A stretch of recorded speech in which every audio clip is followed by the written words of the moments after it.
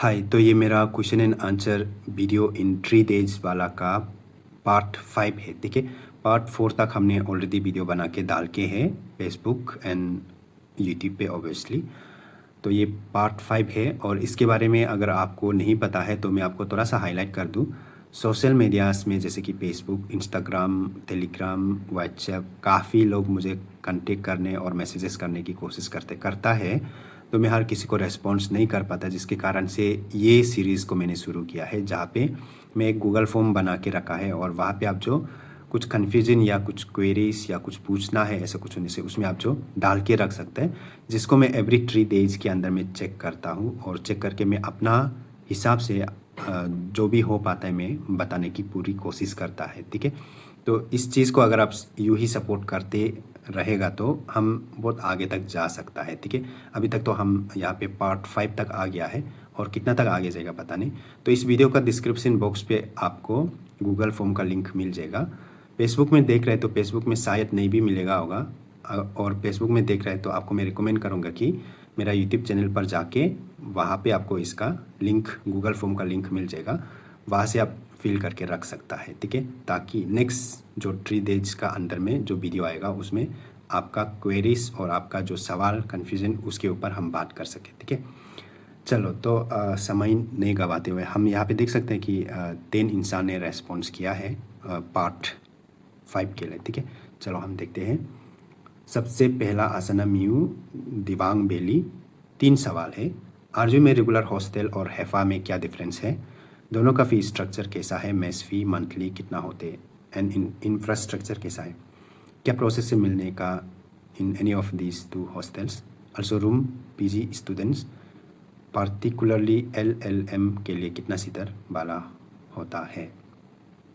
चलो, तो इसको हम कम्प्रीहेंसिवली कॉमन से डायरेक्ट ये तीनों सवाल का जवाब देने की कोशिश करता हूँ। ठीक है, सबसे पहला बात, आरजू में जो रेगुलर एंड हैफा हॉस्टल में ज़्यादा कुछ डिफरेंस नहीं है, बस इतना सा डिफरेंस है कि सबसे पहला चीज़ उसमें फ़ी का डिफरेंस है। रेगुलर में जितना फ़ी स्ट्रक्चर रहता है उससे थोड़ा ज़्यादा हैफा में आपको देखने को मिलता है। मान लो कि आपका रेगुलर में 1500 है फ़ी, तो हैफा में आपका 2500 या 3000 ऐसा चला जाएगा। तो ऐसा कुछ फ़ी डिफरेंस वहाँ पे आपको देखने को मिलता है। और इंफ्रास्ट्रक्चर रेगुलर में थोड़ा ओल्ड बिल्डिंग होता है और हैफा वाला जो न्यू बिल्डिंग होता है। उसके बाद फ़ी स्ट्रक्चर एग्जैक्टली मुझे फ़िलहाल याद नहीं है। जब आप हॉस्टल के लिए सिलेक्ट हो जाता है तो उसमें आपको एडमिशन जब करते वक्त उसमें पेमेंट करना होता है। तो मेस फ़ी वगैरह रेगुलर का लगभग आपका यूँ मान के चलो 11,000 to 15,000 के बीच रहेगा, तो थोड़ा ऊपर नीचे हो सकता है। और हैफा में ऑब्वियसली उससे ज़्यादा ही होगा, तो ऐसा कुछ है। ठीक है, तो एग्जैक्टली मुझे नहीं पता। और जब एडमिशन करते हैं तो मेस फी भी 5 मंथ का शायद से एक साथ पे करता है, 5 ना 6 मंथ का पे करता है, ऐसा करके कुछ होता है। और इसमें एडमिशन जो इसमें हॉस्टल मिलने के लिए, हॉस्टल के लिए अप्लाई करने के लिए जो प्रोसेस है, सबसे फर्स्ट तो आपको आरजू में एडमिशन मिल लेना है। ठीक है, आरजू में एडमिशन मिल लेने के बाद फिर आपको हॉस्टल के लिए अप्लाई करना है। और जब हॉस्टल के लिए अप्लाई करेगा उसमें आपको ऑप्शन रहेगा, या तो आप बोर्ड अप्लाई कर सकते हैं, बोर्ड यानी कि हैफा में भी रेगुलर में भी कहीं भी मिल जाएगा तो बैठ लेगा ऐसा वाला। या तो आप नहीं, हमको बस रेगुलर में ही मिलना है, उसमें नहीं मिलने से नहीं बैठेगा, ऐसा होने से ओनली रेगुलर में अप्लाई कर सकते हैं। या फिर आप ऐसा भी हो सकता है कि हमको रेगुलर में नहीं, हैफा वाला हॉस्टल में बैठना है, ऐसा होने से ओनली हैफा वाला हॉस्टल में अप्लाई कर सकते हैं। उसका ऑप्शन रहेगा, जब आप अप्लाई करेगा तो उसमें ऑप्शन जो रहेगा। ठीक है, उसके बाद जो आरजीयू का जो हॉस्टल से रिलेटेड एक वीडियो भी मैंने डाल के रखा हुआ है, फेसबुक, यूट्यूब, कहीं पे भी आप उसको देखो, मेरा चैनल पे पेज पे जाके चेकआउट करो, आपको मिल जाएगा। और उसमें आपको एक्स्ट्रा इन्फॉर्मेशन भी देखने को मिल जाएगा। तो मैं रिकमेंड करूँगा कि वहाँ पे भी आप जाके उस वीडियो को भी आप ज़रूर से देखना। ठीक है, उसके बाद हम नेक्स्ट जाते हैं इकेन रिवाग की तरफ से लेपारादा बासर से। ठीक है, चलो, यहाँ पे कहा गया है कि आरजू एडमिशन शुरू होने का नोटिस रिलीज़ हो गया लेकिन नहीं हो रहा है बोला, मतलब 100% एनेबल नहीं हुआ। और कितना देर रुकना होगा? 8 जून को लास्ट। और एक क्वेश्चन है 91 पॉइंट CUET में मिला, तो क्या सिलेक्शन होने का चांस MA इन पॉलिटिकल साइंस। चलो सबसे पहला चीज़ तो आरजू का वेबसाइट जो सर्वर जो इश्यूज आते रहता है, सर्वर डाउन होते रहता है, टेक्निकल इश्यूज भी, टेक्निकल ग्लिच भी, काफ़ी सारा चीज़ आता है। अरुणाचल के अंदर में मैंने आरजू मतलब मोस्टली आरजू का वेबसाइट हम लोग यूज़ करते हैं, तो बहुत ही ज़्यादा मतलब इरिटेट वाला एक्सपीरियंस करने मिलता है। तो इसलिए आप भी यूँ मान के चलो कि आरजू का वो प्रोसेस तो चालू है, लेकिन वो वही है कि टेक्निकल टीम जो इसको अच्छा से ये नहीं कर रहा है, बस इतना सा सोच के रखो। और ज़्यादा टेक्निकल इश्यूज आने से डेथ तो एक्सटेंड हो जाएगा होगा, क्योंकि टेक्निकल इश्यूज आ रहा है मीन्स कि वो हम लोगों का गलती नहीं है, आप लोगों का गलती नहीं है, वो गलती है आरजू में बैठा हुआ जो टेक्निकल टीम की गलती है। वो लोग को टेक्निकल मतलब अच्छा से हैंडल करना चाहिए, और कुछ उसमें सर्वर एरर्स ग्लीच कुछ भी मतलब आने से रोकना चाहिए वो लोग को। लेकिन आरजू का बहुत इश्यूज होता है ऐसा। तो एक काम कर सकते हैं आप, रात को ट्राई कर सकते हैं, रात को थोड़ा ट्रैफिक कम होता है, तो ट्रैफिक ज़्यादा होने के कारण से भी ये सब चीज़ जो होता है, और ट्रैफिक कम रहता है रात को, तो रात को आप जो मिडनाइट ऐसा को आप जो ट्राई कर सकता है, ठीक है। और ज़्यादा टेक्निकल इश्यूज आ रहा है, ऐसा होने से डेट जो एक्सटेंड तो हो जाएगा, हो जाना चाहिए, ठीक है। तो ये है, आप बस ट्राई करते रहो, और सकने से रात को ट्राई करो और भी अच्छा से होगा। और 91 पॉइंट्स मतलब CUET में मिलना अच्छा है, और MA पॉलिटिकल साइंस में 91 तो मिल जाना चाहिए हमको, ऐसा लग रहा है अच्छा पॉइंट्स मिला है। और MA पॉलिटिकल साइंस में तो मिल जाएगा होगा, मिल जाना चाहिए, ऐसे मान के चलो मिल जाना चाहिए, ठीक है।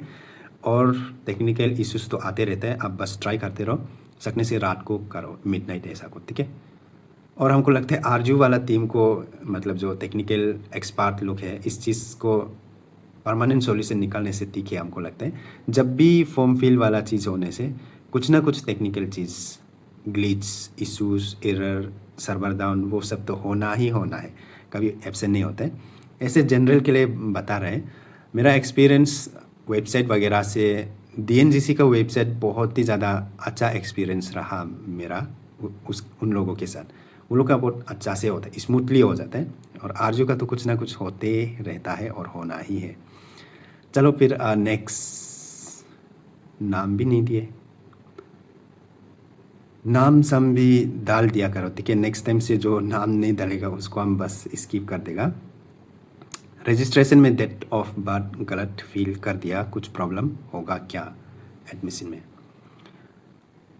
डेट ऑफ बर्थ गलत फिल कर दिया तो कुछ प्रॉब्लम तो एक्चुअल में तो होना तो नहीं चाहिए, और एक्चुअल में तो गलत फिल भी नहीं करना चाहिए। फिर ऐसे हम होप करके चल सकते हैं कि कोई इशू नहीं आना चाहिए डेट ऑफ बर्थ से, क्योंकि ये बस आपका एडमिशन के लिए, फिर एडमिशन के लिए बाद में मिलेगा कि नहीं वो भी तो बात है। तो डेट ऑफ बर्थ से छोटा सा चीज़ से इतना बड़ा इशू तो नहीं होना चाहिए, ठीक है। और अगर आप देख रहे हैं तो आपको मैं कहूँगा नेक्स्ट टाइम से अपना नाम, आपका नाम मतलब यहाँ में अपना नाम डालने से आपका नाम छोटा नहीं हो जाएगा, डाल सकता है, ठीक है। नेक्स्ट आपका तामू दापुरिजो से 59 इन CUET PG ST कैटेगरी। 59 तो अच्छा मार्क है, मिल जाना चाहिए, ST कैटेगरी है तो। ऊपर से हिस्ट्री में इतना सारा सीट वैकेंसी है, मतलब इतना सारा इंटेक कैपेसिटी है, तो 59 मिल जाना चाहिए। हॉफ करके चलते हैं, ठीक है। उम्मीद पे दुनिया कायम है। चलो नेक्स्ट है लोबसंग, रिगार्डिंग आरजू BEd एडमिशन CUET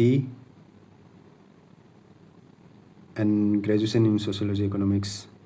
नहीं देखो, BEd जो एक प्रोफेशनल कोर्स है, ठीक है। तो BEd में आप जो सोशियोलॉजी से ग्रेजुएशन किया हो, इकोनॉमिक्स से ग्रेजुएशन किया हो, हिस्ट्री से किया हो, मैथ्स से किया हो, जो भी हो, आपको एलिजिबल होना चाहिए। और अगर वहाँ पे आपको नॉट एलिजिबल आ रहे तो वो आरजू का टेक्निकल टीम का गलती है, ऐसा नहीं होना चाहिए, या फिर टेक्निकल ग्लिच आया हुआ होगा, ठीक है। तो BEd जो है कि प्रोफेशनल कोर्स है, वहाँ पे आपका बस या तो आप चाहे आर्ट्स बैकग्राउंड से हो, चाहे आप साइंस बैकग्राउंड से हो, चाहे आप जो कॉमर्स बैकग्राउंड से हो, लेकिन आपको बीएड में एलिजिबल होना चाहिए, ठीक है। तो एलिजिबल नॉट एलिजिबल दिखा रहा है बोलने से वो टिक हो जाएगा, होगा टेक्निकल इशूज़ होगा, आप फिर से ट्राई करना, ठीक है। चलो उसके बाद नेक्स्ट है अंगम ईटानगर से। ये भी वही होगा, अगर नो लाइव प्रोग्राम अवेलेबल हो रहा है तो टेक्निकल इश्यूज होगा, ठीक है। आप फिर से ट्राई करना और सकने से रात को ट्राई करके देखो, ठीक है, जब ट्रैफिक कम होगा उसमें ट्राई करना। पता नहीं आरजू का वेबसाइट जो कुछ ना कुछ तो हमेशा होना ही है, ऐसा होता है। माओ सोना Assam PG diploma in GIS, इसका यूजीसी तो नहीं होना चाहिए। यूजीसी कोई सीयूईटी जो यूजीसी कंडक्ट नहीं करता है, सीयूईटी एग्ज़ाम को एनटीए कंडक्ट करता है, यूजीसी तो अलग ही है, ठीक है। और अगर जीआईएस वगैरह के लिए अगर एनटीए ने कंडक्ट नहीं किया है, ऐसा होने से तो उसका फ़िलहाल के लिए मेरा पास आइडिया नहीं है। कंसर्न अथॉरिटी की तरफ से नोटिफिकेशन जारी कर सकता है, लेकिन मेरा हिसाब से जीआईएस तो इंट्रेंस कंडक्ट किया है हमको लग रहा है, और नहीं भी किया है बोलने से ये भी सीयूईटी के थ्रू से ही होता है एक्चुअली में तो। और अगर कंडक्ट नहीं किया है ऐसा कुछ होने से तो ये लोग किस बेसिस पे लेगा उसको फिर से वो लोग नोटिफाई करेगा होगा। तो इस चीज़ को हम आरजू के वेबसाइट पे चेक करते रह सकता है, ठीक है। चलो नेक्स्ट है आपका डू जीरो। हमको कंफ्यूज हो रहा है एडमिशन फॉर्म फिलअप करने में। हम ग्रेजुएशन 2023 को ख़त्म किया है, अभी बीएड कर रहे तो कौन सा रजिस्ट्रेशन नंबर को डालना है ना। ग्रेजुएशन बी और बीएड भी आरजू एफिलेटेड से है। अगर आपका फॉर्म फिल प्रोसेस में आपका रजिस्ट्रेशन नंबर ज़रूरी हो रहा है तो आप अपना ग्रेजुएशन का डालो, बीएड का मत डालो। बीएड जो एक प्रोफेशनल कोर्स है उसको साइड पे ही रखो। आप शायद से किस कोर्स के लिए अप्लाई कर रहे हो वो भी मेंशन कर देता तो ज़्यादा अच्छा होता है। शायद से आप जो मास्टर कोर्स के लिए बात कर रहा होगा, तो अगर मास्टर कोर्स के लिए बोलने से तो आप अपना ग्रेजुएशन का जो बैचलर का ही जो रजिस्ट्रेशन नंबर है उसको आप डाल सकते हैं, बीएड वाला को आप साइड पे रख सकते हैं, वो एक प्रोफेशनल कोर्स है, ठीक है। चलो नेक्स्ट आपका कावंग पापुम्बरे डिप्लोमा का अलग से नोटिफिकेशन आएगा क्या? टूरिज्म मैनेजमेंट अवेलेबल होगा आरजू में। डिप्लोमा का भी आपका सीयूईटी पीजी वाला के थ्रू से होना चाहिए मेरा हिसाब से तो, और टूरिज्म मैनेजमेंट का डिप्लोमा तो है आरजू में होने में। डिप्लोमा का क्या वेबसाइट में अप्लाई करने का जगह में आपको शो नहीं हो रहा है क्या? एक्चुअली सीयूईटी पीजी से होना चाहिए था, और नई सीयूईटी पीजी ने अगर डिप्लोमा का कुछ भी कोर्स का अगर इंट्रेंस कंडक्ट नहीं किया है सीयूईटी में एनटीए जो, ऐसा कुछ होने से तो उसका अलग से नोटिफिकेशन आएगा होगा। और कंडक्ट किया है सीयूईटी में कंडक्ट किया है ऐसा होने से तो आपका सीयूईटी पीजी के थ्रू से ही आपका जो डिप्लोमा ये तो पीजी डिप्लोमा का बात कर रहे हैं, पीजी डिप्लोमा का जो एडमिशन है उसके थ्रू से ही होगा। और एग्ज़ाम कंडक्ट नहीं किया है तो उसका अलग से नोटिफिकेशन आएगा, अदरवाइज़ अलग से नोटिफिकेशन नहीं आएगा, ठीक है। चलो यापी लोमर ईटानगर आरजू में बीएड कट ऑफ फ़िलहाल के लिए तो मैं नहीं बता पाऊँगा कट ऑफ कितना होगा आरजू में। और वैसे भी इस बार फर्स्ट टाइम जो आपका आरजू में फर्स्ट टाइम जो 100% सीयूईटी के थ्रू से एडमिशन लेगा तो फिर हमको नहीं पता। और प्रीवियस ईयर का तो हम कंपेयर नहीं कर सकते, प्रीवियस ईयर में तो आरजू सेट था, अभी तो सीयूईटी है कम्प्लीटली। प्रीवियस ईयर में आरजू सेट भी था, सीयूईटी भी था, दोनों था, और इस बार तो आपका डायरेक्ट 100% सीयूईटी है। तो मैं आपको ये नहीं बता पाऊँगा कि कितना होगा, ठीक है। चलो उसके बाद हम नेक्स्ट पे चलते हैं। ओह हो गया, इतना ही था तो। चलो तो आप आपके मन में भी कुछ और सवाल ऐसा कुछ होने से तो आप इस सीरीज़ का पार्ट बन सकते हैं। डिस्क्रिप्शन बॉक्स में आपको लिंक मिल जाएगा, गूगल फॉर्म का लिंक।